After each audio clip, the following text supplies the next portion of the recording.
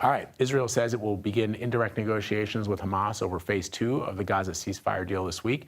This comes as Prime Minister Benjamin Netanyahu says a deal has been made with the group to release 6 living hostages this weekend, and the bodies of 4 deceased hostages are set to be handed over on Thursday. For more on the situation there, I'm joined by Will Todman. He's the Chief of Staff of Geopolitics and Foreign Policy Department at the Center for Strategic and International Studies. He's also a senior fellow in the Middle East program at the center. Thanks so much for joining us, Will.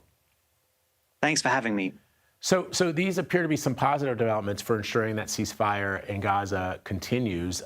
What will both sides need to agree upon, though, to get that phase 2 off the ground? Yeah, in many ways, the second phase of the ceasefire agreement is going to be even more challenging than the first, because now we're getting into bigger questions about the future of Gaza. Who will rule the Gaza Strip? Who is going to fund reconstruction in Gaza? And are Israeli troops going to completely withdraw from this area?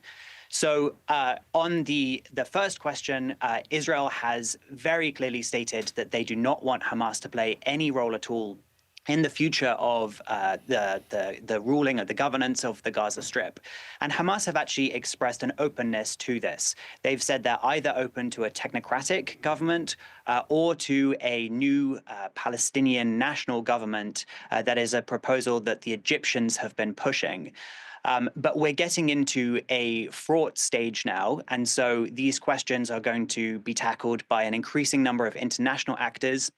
Of course, the United States is a key actor here, but also a lot of Arab states are very keen to see now a future for the Gaza Strip that does not involve the mass displacement of Palestinians from Gaza, as President Trump has proposed.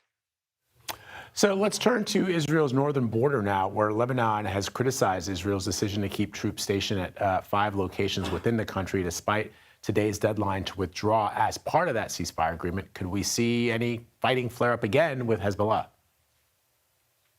We certainly could see fighting flare up again. As you said, this was the deadline under the terms of the ceasefire agreement between Israel and Hezbollah for all Israeli troops to withdraw, and they have withdrawn from populated areas in the south of the country, but they have not withdrawn from these 5 strategic positions along the border.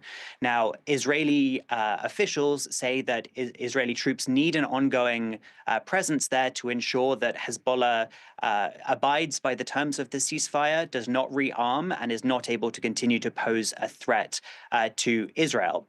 But at the same time, the UN has said that the ongoing presence of Israeli troops is a violation of the terms of the ceasefire.